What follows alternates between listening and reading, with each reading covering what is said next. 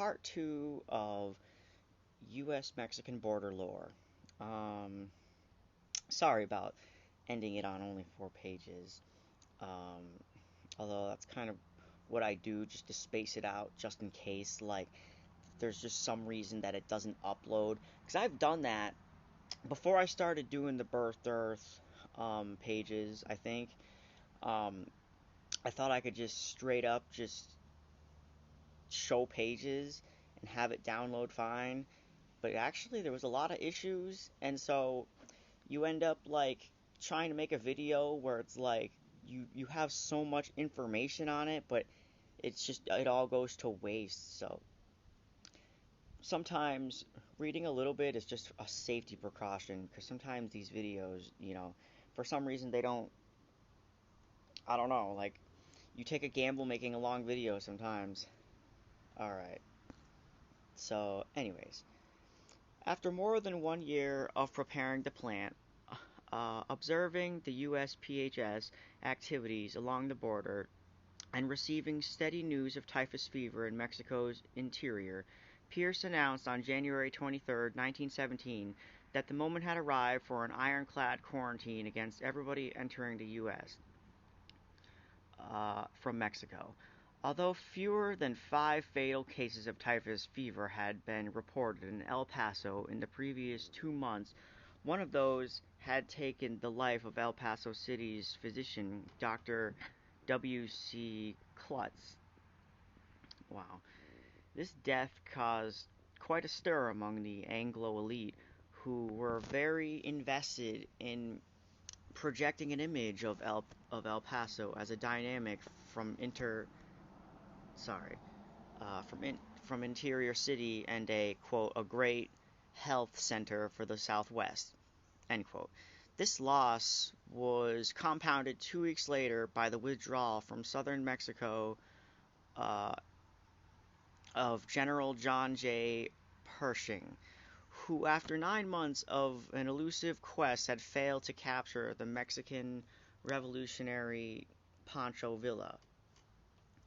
Also, I might be moving the page like this sometimes, because even though I'm clearly using this like actively, it still sees the screen as being unused. So if I'm not paying attention, the screen will dim, and then I'll lose the the video, and it'll just stop making the video and cut it from there. And it's just, I don't know why it does that.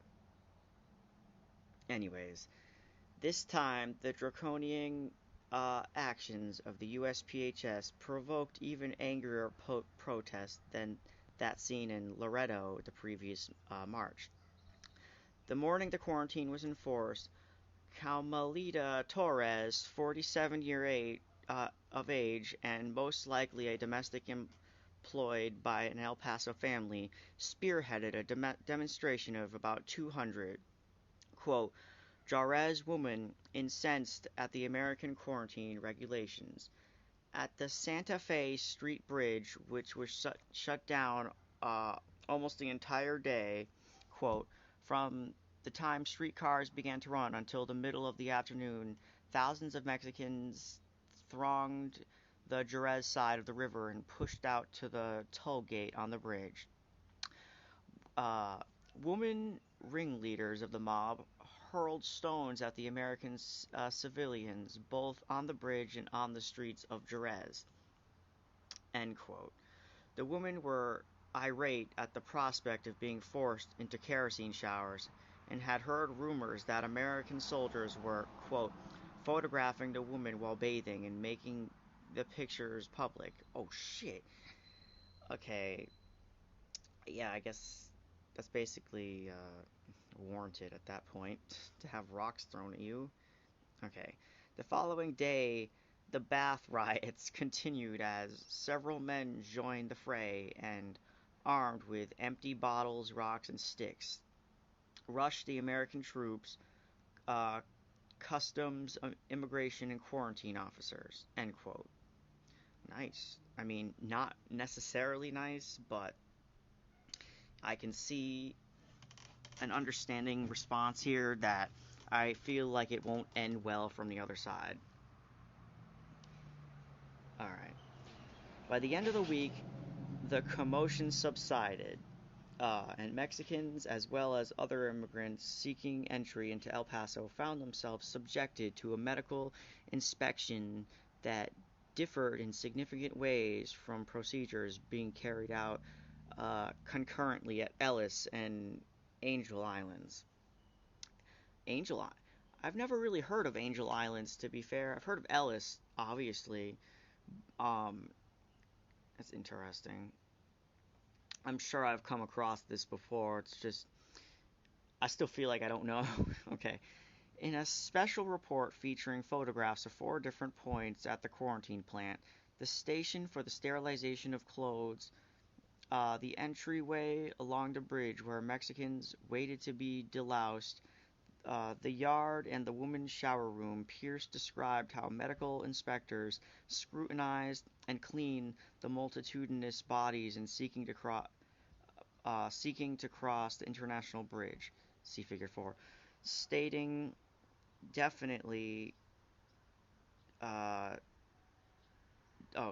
definitively that, quote, all persons coming to El Paso from Mexico considered as likely to be vermin infested are, whoa, they just imagine, okay, well, lice is gross, but I don't think it requires you to be. So I remember lice in school and that whole like episode, and it was really annoying. They were really stingent, so I can only imagine what the immigration version would be like back before I was even born. So like that would like they would not leave you alone with your fucking hair. They would constantly, like, obviously it's gross and you gotta deal with it, but it's just, you know, you can see how it would turn into an escalation on a national level. Okay. Um, Pierce explained that upon entering the building, the bodies were segregated by sex and stripped naked, while their clothing were being chemically scored.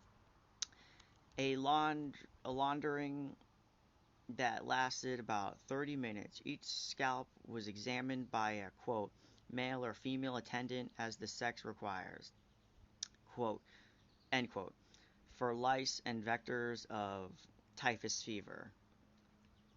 If lice were found, it was common procedure at the time, especially in the case of school children, for, quote, the hair of the men or boys to be clipped with no uh, clippers. What is this symbol? No double O clippers? Whatever. Somebody, I'm sure, might tell me or might not. Alright, the hair dropping on the newspaper, which was then rolled up and burned. Women with head lice had a mixture of equal parts of kerosene and vinegar applied to the head and hair for half an hour with a towel covering the head. End quote. Attendants then directed border crossers into sex-segregated showers, which they were sprayed with a mixture of soap, kerosene, and water. After this, they were vaccinated for smallpox uh, if this was deemed necessary. See Figure 5. At the end of these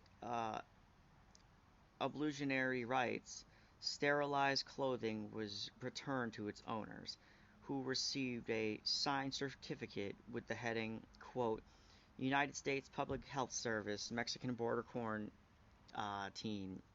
end quote, verifying that they had, quote, been deloused, bathed, vaccinated, clothing and baggage disinfected, end quote. The passage was not complete, however, for the immigrant still faced a general medical examination, occasionally a pathological profile, and questioned about visa or citizenship statues.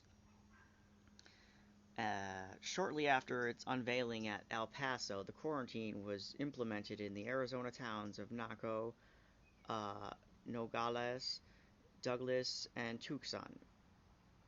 and in Texas and Laredo, Eagle Pass, Rio Grande City, Brownsville, and Hidalgo, although only Eagle Pass and Laredo had fully functional disinfection stations. In June 1917, after approximately 4 months of quarantine, Pierce could finally concern that no new cases of typhus fever had occurred along the Mexican border. Out of 31 cases recorded in the United States as a whole during this period, the total number of fatalities was 3, all in El Paso. This figure of 3 shrinks in comparison, though, when juxtaposed against its accompanying statistics. Whoa, 7,920. Uh, geez, um, 7,092, 629 bodies inspected, 60,295 deloused, and 27,337 vaccinated for smallpox, and 373 excluded on account of illness, and 4 refusing disinfection. Well, I can understand that. Um, Although, I mean, it isn't really a big deal aside from it just seems like kerosene is. I've never even heard of that. Like, I'm pretty sure that wasn't a mandate at school. Like, they. Anyways, obviously, that was a stupid comment, but this really brings me back, honestly. This isn't even. Like, I'm not trying to compare school back in my day to this. It's just interesting the hubbub over this. And 11, retrain for observation. Retain for observation. According to Pierce, the U.S.-PCH inspected 37,774 bodies per week, or 5,392 per day.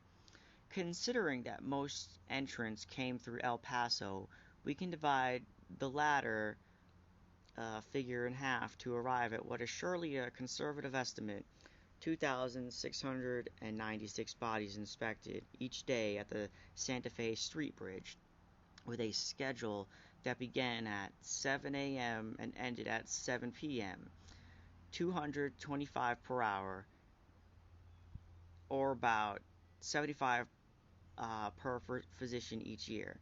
These figures surpass those calculated for Ellis Island during the same time period, even given that quarantine and inspection were separate processes. On the east and west coast, disinfection and vaccination were performed by steamship companies and state health officials responsible for examining passengers before disembark disembarkation. That's a weird word, whatever.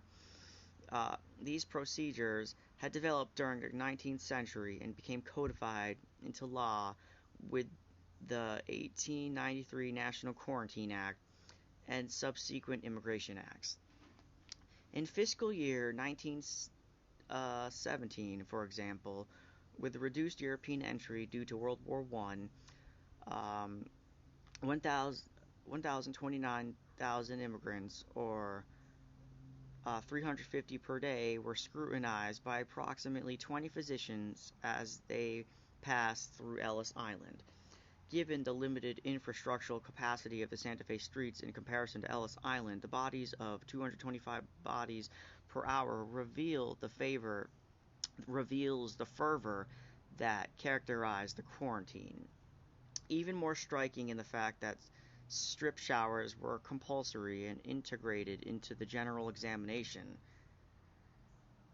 According to Pierce numbers, 410 immigrants per day, or 34 per hour, were deloused at Mexican border ports.